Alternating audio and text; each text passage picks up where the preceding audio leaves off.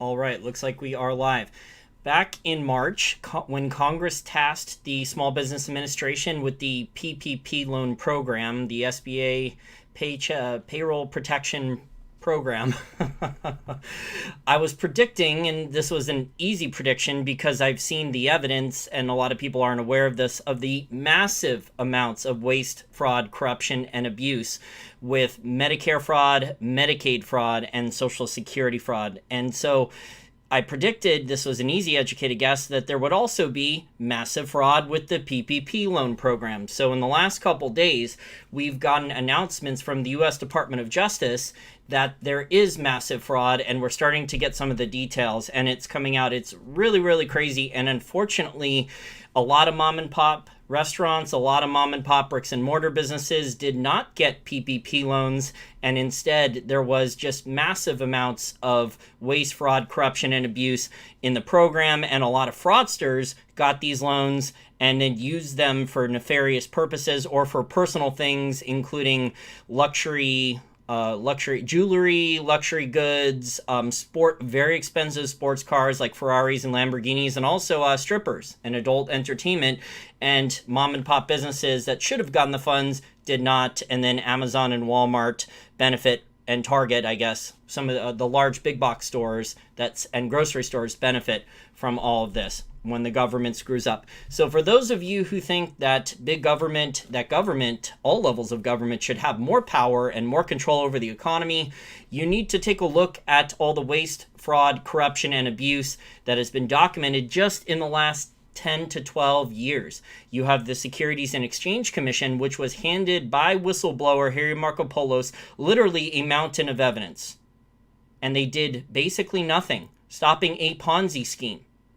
And recently, I have family members who do not listen to this podcast who were victims of security fraud, and they handed a mountain of evidence proving that securities were sold over state lines to state securities regulators in other states, and the state securities regulators have chosen to do nothing.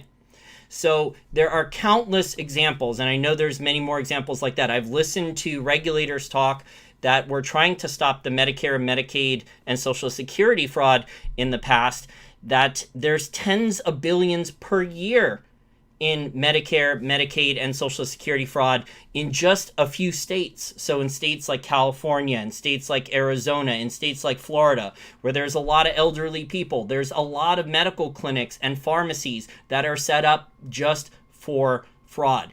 There was a National Review article about this extensively, now not the PPP loan fraud, but the Medicaid fraud, in September 11th, 2016. So it came out a few years ago, almost exactly 4 years ago. And in the article, they talked about how the government agency itself disclosed that an enormous portion of the budget was just totally stolen with fraud. So in September of that year, in 2016, the Department of Health and Human Services sent out a warning that improper payments under Medicaid have become so common, so pervasive, the waste, fraud, corruption, and abuse, that they will account in 2016 for almost 12% of total Medicare spending, just shy of $140 billion. So $140 billion in 2016 from fraud.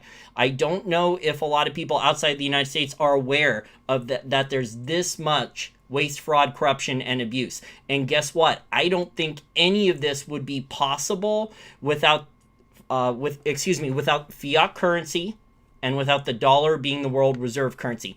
It would not be possible for over hundreds of billions of dollars per year in waste, fraud, corruption, and abuse without fiat currency and without the dollar being the world reserve currency. There's no way a government could be defrauded for hundreds of billions of dollars per year in healthcare fraud, in Medicare, Medicaid, Social Security fraud, and now the Paycheck Protection Program, which is not at the levels yet of healthcare fraud, but the unintended consequences, the distortions, the misallocations of capital that have occurred thanks to the PPP program. There was obviously clear amounts of fraud, but there were businesses that got loans that should not have gotten loans or didn't need loans. You have Ross Gerber, who it sounds there's some questionable things there. He signed up as a motorcycle dealership or something like that, the guy who invests heavily in Tesla. And then there was downtown Josh Brown, who was a stockbroker and also a manager at a boiler room. And he was the CEO of Ritholtz Wealth Management, and he applied for an SBA loan and he got it. And I think he had to lock his Twitter account for a while. So there's all these and there was a lot of financial professional firms that applied for SBA loans that really didn't need them, and there was I think professional traders that figured out the loopholes and got the loans too. And they took away from the mom and pops, the restaurants and retailers, the people who were sending me emails, who were commenting under videos when I was warning about this in March and April, that that legitimate people that needed the loans were not going to get them, because I could see what had been happening for years now with the waste, fraud, corruption, and abuse from big government, and the waste, fraud, corruption, and abuse, especially the fraud with Medicare fraud, Medicaid fraud, and Social Security fraud. So I'll end my rant there. I'm not done with the short little video. I will play this audio clip here from the article, Yahoo Finance article on September 10th, and then I'll read the article. Going back to the beginning of the kind of programs Congress rolled out in response to the pandemic, the DOJ now has questions about how some of the PPP loans that were dispersed were used. Tell us about that. Yeah, the Department of Justice had a press conference today and announced that since May, it has charged 57 people with PPP-related fraud. And these people are accused of trying to steal $175 million from the Paycheck Protection Program, this program that was designed to help small businesses stay afloat during the pandemic. And while $175 million sounds like a lot of money, it is a lot of money. We should note that the Small Business Administration did make about $525 billion in loans. Officials say that these people managed to steal about $70 million, and then the government was able to get about $30 million of that back. The DOJ. Okay, so at least 70 million was stolen, probably a lot more than that, and the government has only been able to get 30 million back. So already, yes, I'm sure the government workers are trying really hard. Yes, I'm sure they said if they had more government employees hired, more resources, they probably could get some more money. But overall, the system is so flawed, so corrupted, and in a lot of cases, there's a lot of regulators who don't want to actually do their job. Come to Washington, D.C., and talk to people in government agencies, the people who are frustrated. The good, hardworking regulators, in a lot of cases, are weeded out of the system for doing their job, for working hard, for trying to follow the rules and enforce the laws. They're weeded out of the entire system, sometimes by their own work colleagues. And in a lot of cases, it's by the large corporations and the lobbyists. So in a lot of cases, the regulation that's in place now, it would have been better, almost better, as if there was no regulation at all, because the enforcement is not happening. This is one of the main cases. Tesla Charts has brought this up. I'm not sure if he listens to my podcast or not. He talks about how the Securities and Exchange Commission doesn't enforce anything. I mean, they go after the little guy, but the large hedge funds, the large Wall Street investment banks, the large money center banks that do the market manipulations, they're lucky if they get a slap on the wrist. So when they do a cost-benefit analysis for market manipulation, they may pay a small fine relative to the billions of dollars in profits from manipulating a market that they make. So it's a good return on investment for them to make billions of dollars manipulating different markets, and then at most they pay maybe 10% of a fine. So that's just the cost of doing business now, I guess. That's how broken waste, fraud, corruption, and abuse the system is. But for the people out there who say that we need more government, we need to give the government more control, we need more regulation, look at the Bernie Madoff case.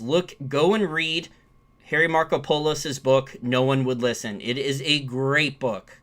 It is very entertaining. It's exciting. It's a thriller. He thought that he could have been killed. He thought that there was going to be a government cover-up of the entire thing. He was worried that the government was going to shred all of his evidence, because he proved 10 years before the Madoff Ponzi scheme collapsed that Bernie Madoff was running a Ponzi scheme. And literally, he handed documents of information to Jim Cramer. He sent him mountains of evidence.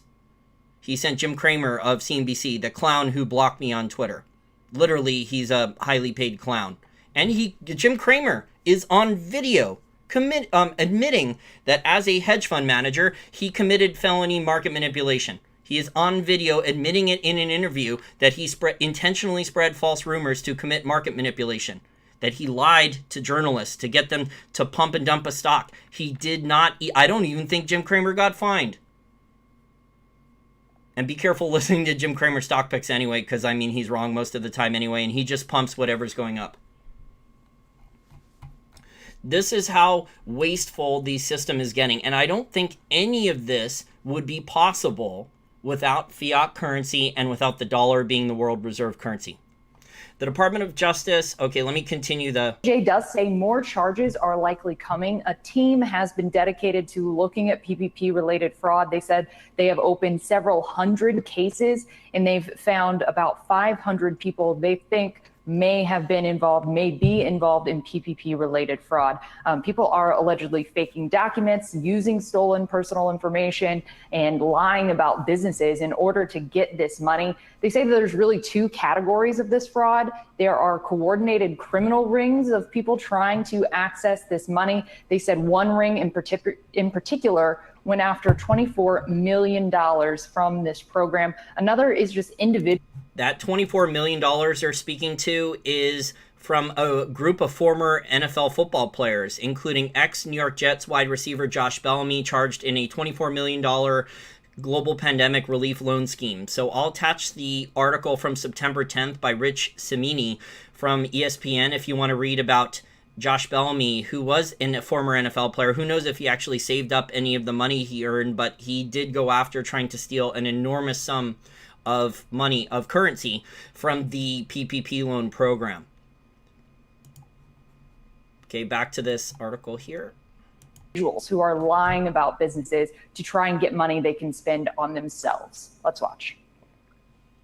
These defendants used lies to obtain millions of dollars in PPP funds and then spent those funds not on their workers, but on things like luxury cars, homes, renovations, diamond jewelry, even adult entertainment, and trips to Las Vegas.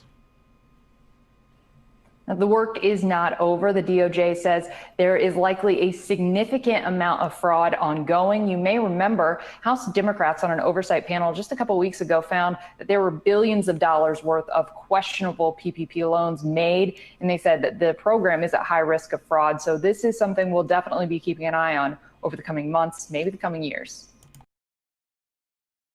Parties, both political parties, were picking and choosing winners and losers, helping their selected small business crony friends get that.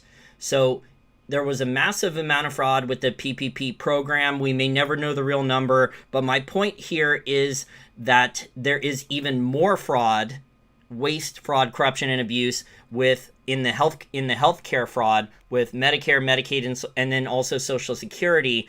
But the larger government gets, the more wasteful, the more fraud, the more government regulators, people running these agencies are looking to make deals, are looking to help their friends. So for people who are saying that if only there was more regulators hired, if only they had more power, if only they had more resources, this would get fixed, I will argue that it is the exact opposite.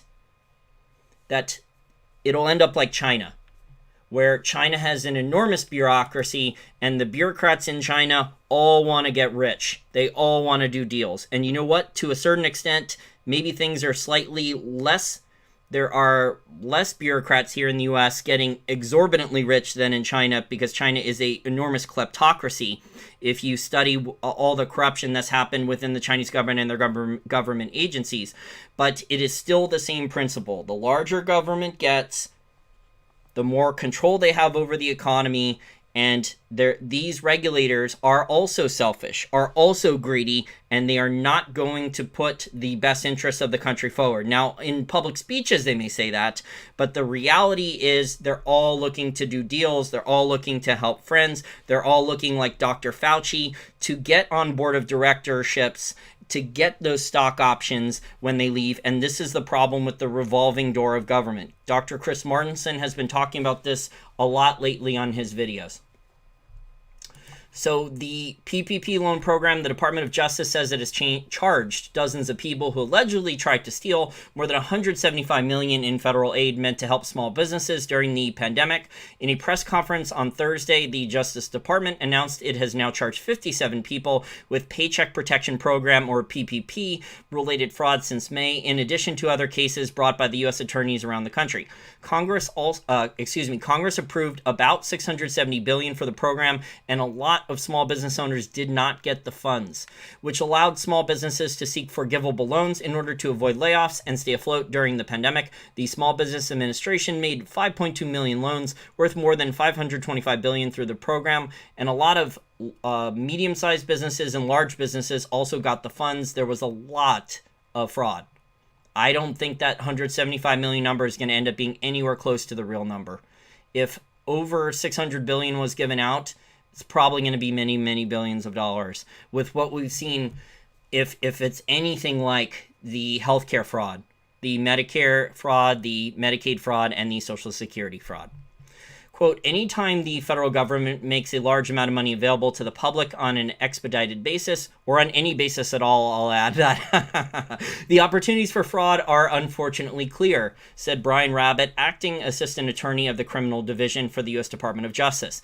Rabbitt said some of the people facing charges are individuals who lied about business needs in order to access money to spend on themselves. Quote, these defendants used lies to obtain millions of dollars in PPP funds and then spent those funds not on their workers, but on things like luxury cars, homes, renovations, diamond jewelry, even adult entertainment, and trips to Las Vegas.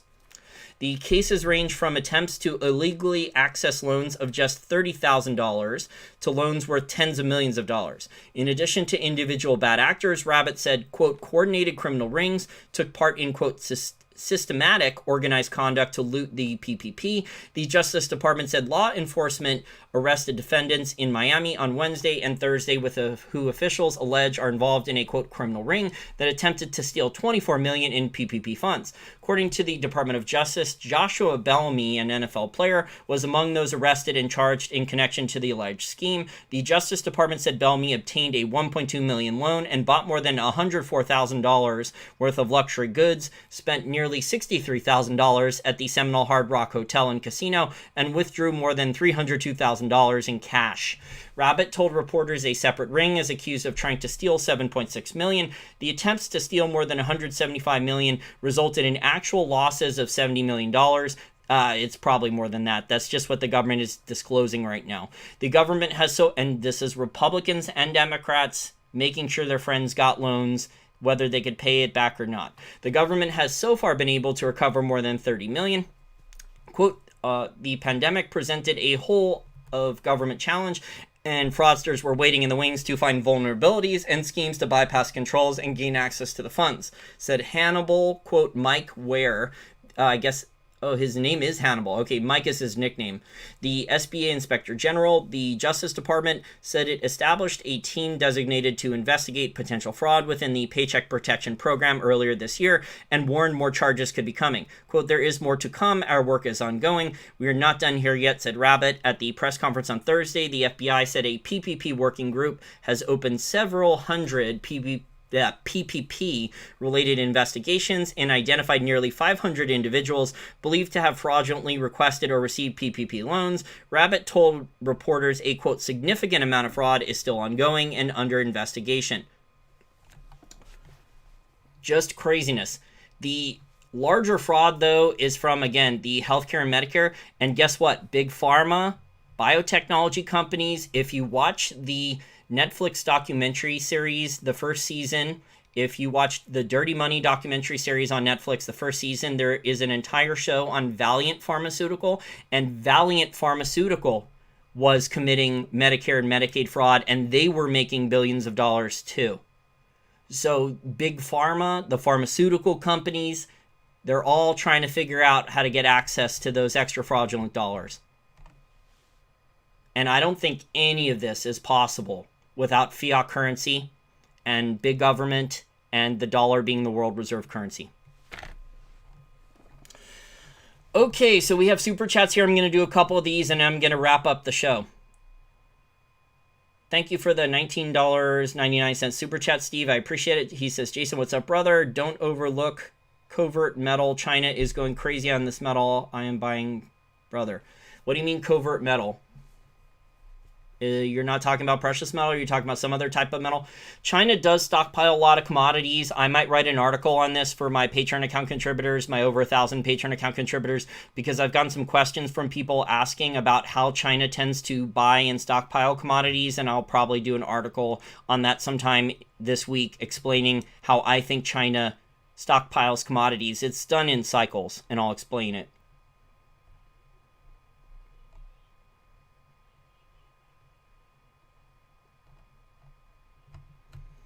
Okay, let me take a look for any more super chats and I'll wrap this up. RRR says more funding should fix everything. It's fiat currency. They throw more monopoly money at the problem, but this is repeated all the time here in the DC metro area by all the hardcore Democrat government bureaucrats, that if they just had more money and more government employees and more regulation and more resources, it would fix everything. No, thank you. Not true. In a lot of cases, I've personally seen family members hand regulators at the state and federal level evidence, and they've literally done shit. Okay? So it's case... Now, not all of them are like this. Maybe they were too busy, but they're not helping everyone.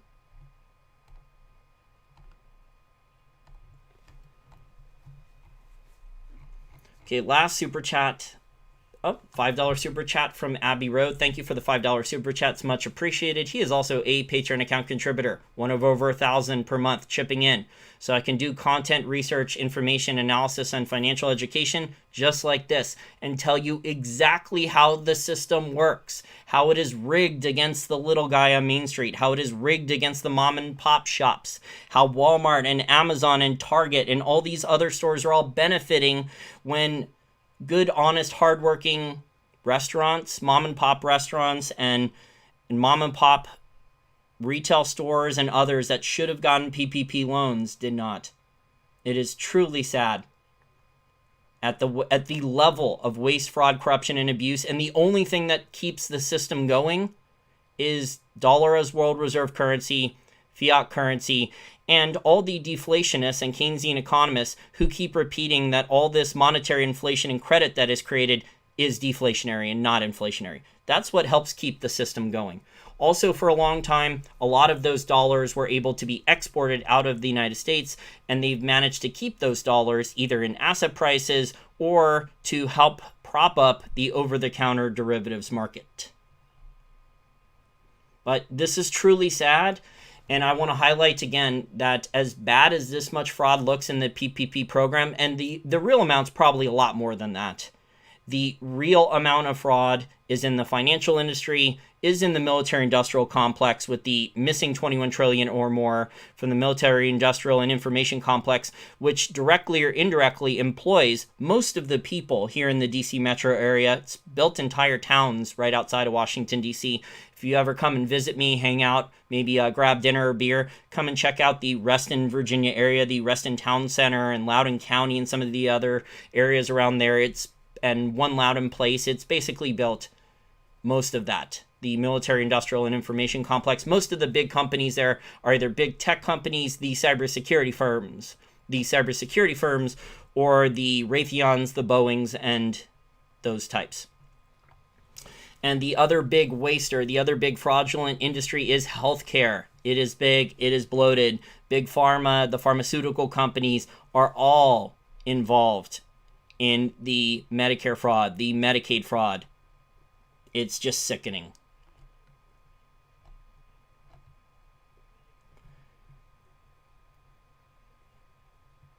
Steve says, thanks, Jason. My question wasn't answered. Steve, you said covert metals. I have no idea what you're talking about. Are you talking about rare earth metals? Or what are you talking about? Why don't you post under the video after that exactly what you mean by covert metals? I'm not exactly sure what you mean. Do you mean platinum group metals? Do you mean rare earth metals? I'm not exactly sure what you mean. Because I don't consider gold and silver covert metals. They're monetary metals. They're precious metals or monetary metals.